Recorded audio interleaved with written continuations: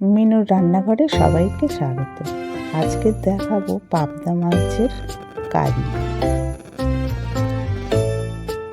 প্রথমে পাবদা মাছগুলোকে কেটে পরিষ্কার করে ধুয়ে নুন হলুদ মাখিয়ে রেখেছি। আর এবারে কড়ায় তেল দিয়ে দিলাম।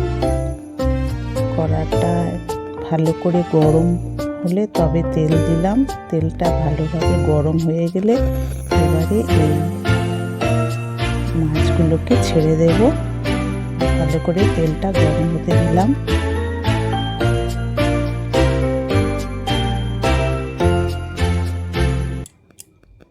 এবারে পাবদা মাছগুলো ধীরে ধীরে তেলের মধ্যে ছেড়ে দিলাম।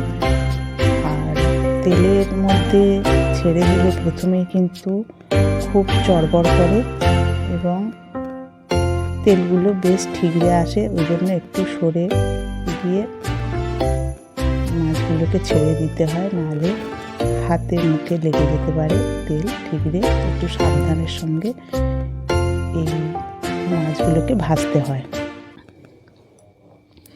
এখানে ভালো করে নেড়ে চেড়ে ভেজে নিয়ে নিচ্ছি। পাবদা মাছের গুণ অসাধারণ। এই মাছগুলো খেতে যেমন টেস্ট আর তেমন পুষ্টিকর। মাছের মধ্যে কিন্তু বেশ ফ্যাটি থাকে। এখানে কিন্তু অনেক তেল বার হয় এই মাছ থেকে। যত বেশি ভাজা হবে মচমচে করে, তত কিন্তু এর তেল ছাড়বে, তেল বার হবে। ওই জন্যে অল্প তেল কড়ায় দিয়ে ভাজলে সবচেয়ে ভালো হয়, প্রচুর তেল বার হয়। দেখো বন্ধুরা কিরকম তেল বেরোচ্ছে এই মাছের গায়ে থেকে তেল ছাড়ছে। এত বেশি তেল ব্যবহার করা হয়তো যায় না, অনেক বেশি তেল হয়ে যায়। ওই জন্য মাছগুলোকে ধীরে ধীরে এবারে তুলে নিলাম। ভালোভাবে ভাজা হয়ে গেছে, সমস্ত মাছগুলো তুলে নিলাম। কতটা তেল এখনো রয়েছে, এই তেলগুলো কিন্তু মাছের গায়ে থেকে ছেড়েছে।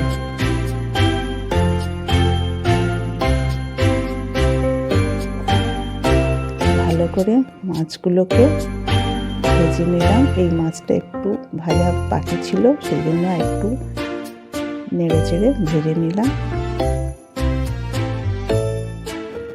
এই একই কড়ায় এবারে এই যে মাছের তেলটা রয়েছে, এই তেলের মধ্যেই, এর থেকে বেশি তেল আর দিলাম না যেহেতু অনেকটা তেল রয়েছে। এবারে পেঁয়াজ দিয়ে দিলাম, কুচিয়ে রাখা পেঁয়াজ।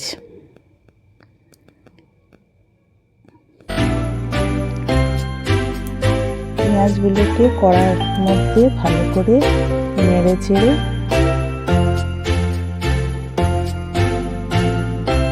একটু ভেজে নিলাম।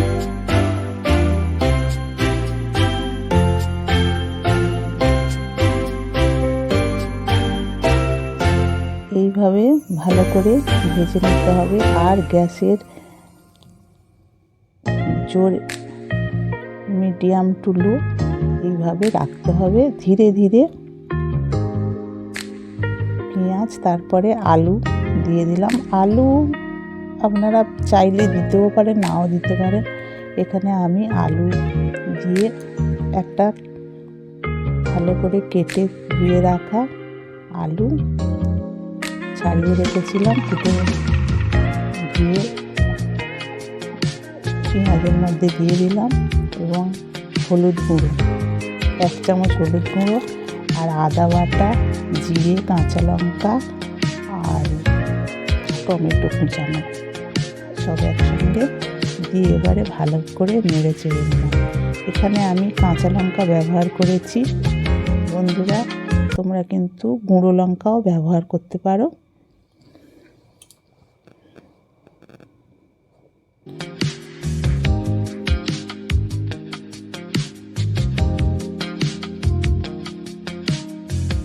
এবারে পরিমাণ মতো লবণ দিয়ে দিলাম। লবণটা এই মশলার সঙ্গে দিয়ে দিলাম, কারণ লবণটা দিলে ভালোভাবে পেঁয়াজ আর আলু ভালোভাবে ভাজা হবে এবং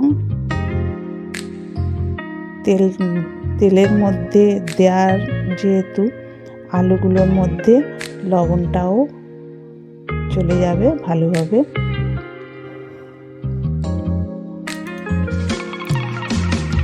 এবারে অল্প করে জলটা দেওয়া যে যার সুবিধা মতো কারি যেভাবে রাখতে পারো সেই রকমভাবে।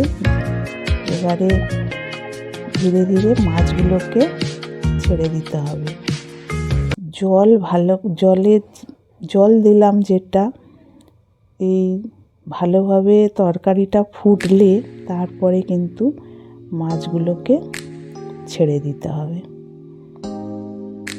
এবার একটু মাছগুলোকে ঝোলের মধ্যে ডুবিয়ে নেড়ে চেড়ে নিলাম। তারপরে এবারে তরকারিটা হয়ে গেছে, আলুগুলো বেশ নরমও হয়ে গেছে। এবার ধীরে ধীরে মাছের কারিটা তুলে নিলাম কড়াই থেকে। এইভাবে বন্ধুরা তোমরা রান্না করতে পারো, বাচ্চা বড় সবাই খেতে পারবে। আর ঝালটা দেবে যে যার সুবিধা মতো, যে যেমন খায় সেইভাবেই ঝালটা দিলেই অসুবিধা হবে না। এইভাবে রান্না করে খেয়ে দেখতে পারো, খুবই ভালো লাগবে। অসাধারণ একটি পুষ্টিকর মাছ, পাবদা মাছের কারি। এখানে পেঁয়াজ আলু মশলা দিয়ে ভালো করে কষিয়ে রান্না করা হয়েছে, খেতে অসাধারণ সুন্দর। বন্ধুরা, এই ছিল আমার আজকের ভিডিও। ভালো লেগে থাকলে লাইক শেয়ার কমেন্ট করবে, সাবস্ক্রাইব করবে। আর এই মিনু রান্নাঘরের পাশে থাকবে। এই ভিডিওর মাধ্যমে দেখানো হয়েছে সমস্ত রান্নার আয়োজন।